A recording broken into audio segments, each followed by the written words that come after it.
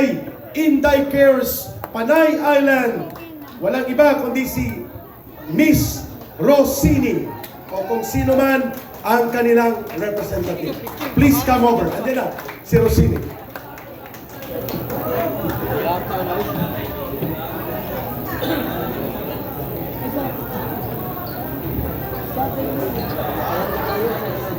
Thank you, tayo. Naiiyak ako.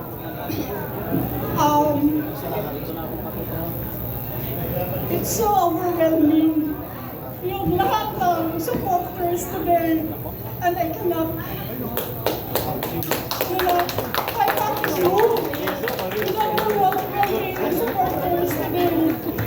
When it comes to Tatay Digo, umiyak talaga ako.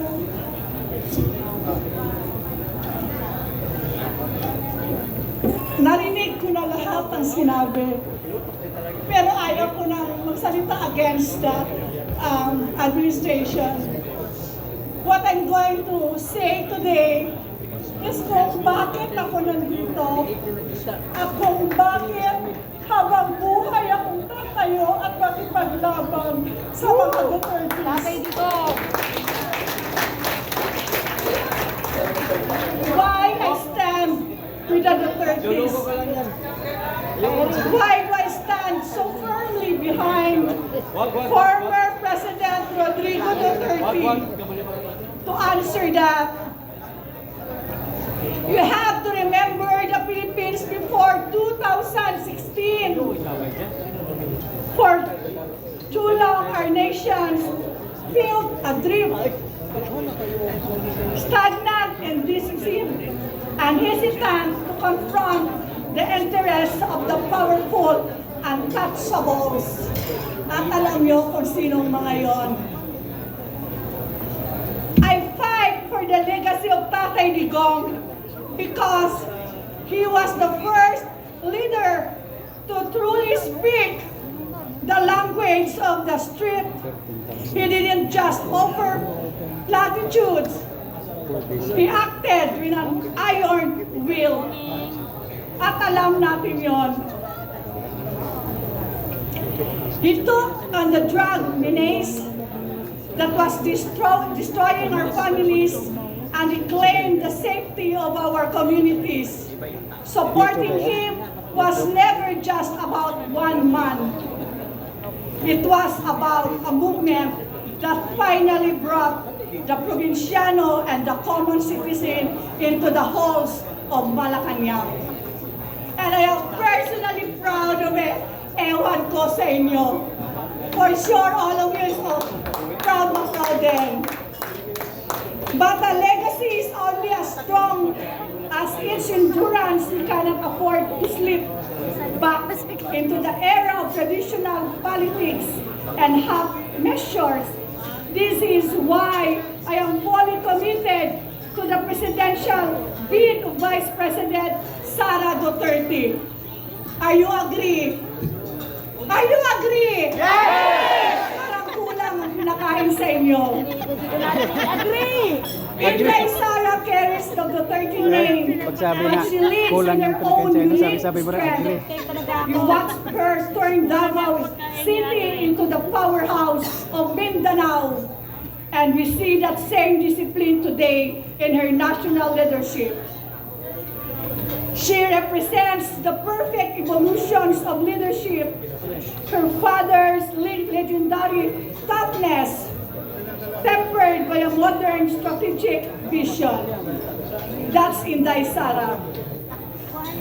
She has proven she can lead with a heart for the poor while maintaining the strict discipline required to keep a nation orderly. Supporting VP Sara is about safeguarding our progress.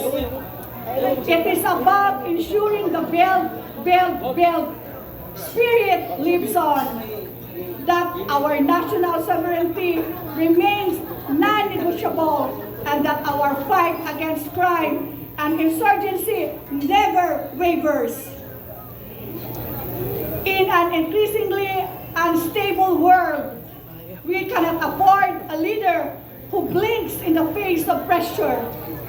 We need a president with the courage to make the hard choices, even when they offend the elites. Sara Duterte possesses the DNA of a patriot and the hands-on experience to steer our ship of state through any storm. Again, are you agree? Agree! I stand by the father because he proves that change is possible. I stand with the daughter because she has the vision to lead us forward. In the Dutertes, we find a leadership that refuses to back down.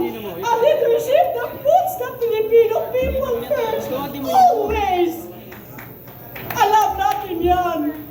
During the COVID, kung wala si Tatay Digong, patay na tayo. Look what's happening right now. Pinabayaan lang tayo, nagkagera-gera na, tumaas ang gasolina. Walang trabaho, pero nasaan sila? Actually, nag-reduce blackout ako because I don't wanna see, I don't wanna read anything. Pabalik-balik na lang. Tapang na nasimulan tuloy-tuloy para sa bayan.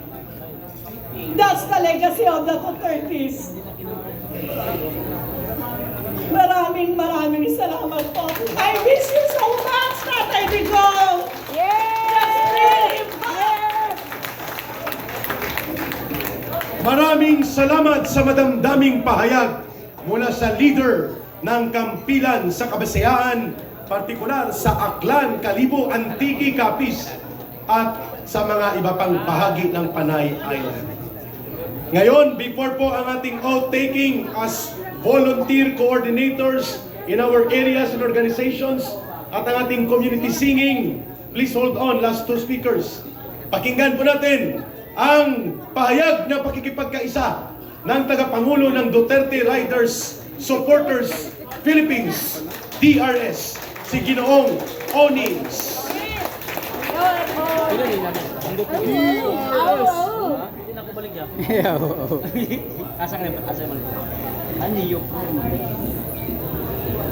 Maraming salamat sa ating napaka-greeting na si Ka Eric.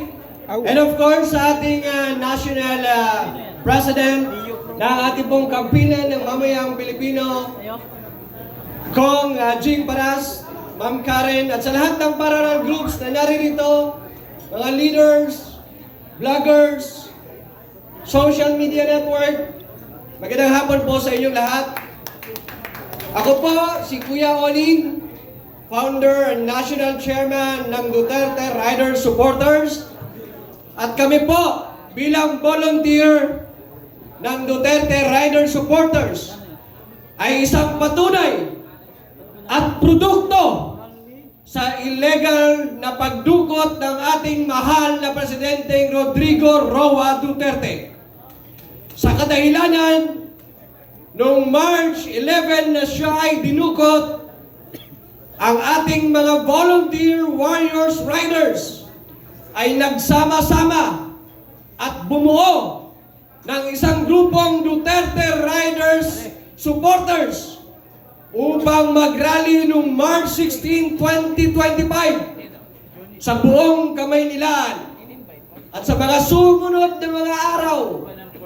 At mag-iisang taon na po ang DRS.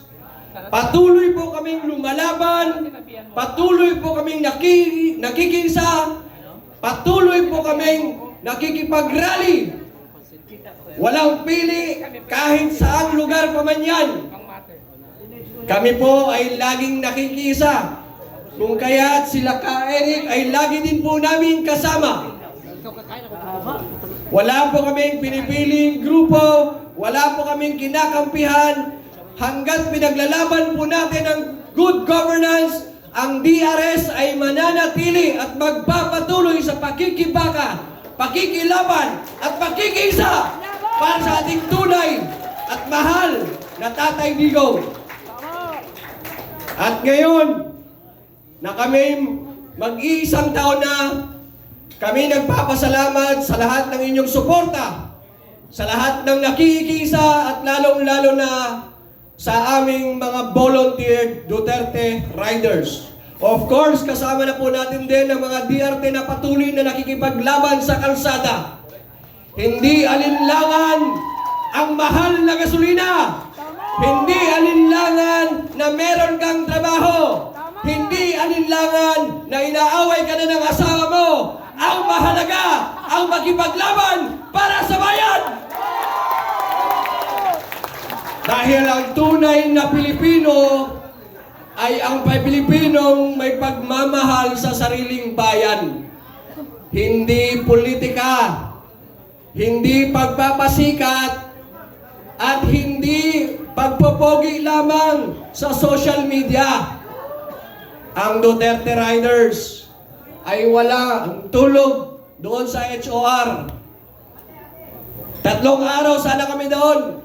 Ngunit 2 araw pa lang bumaba na si Tambaloslos dahil yung mga sasakyan pumapasok sa HOR, pinagbabato namin ng plastic at kamatis.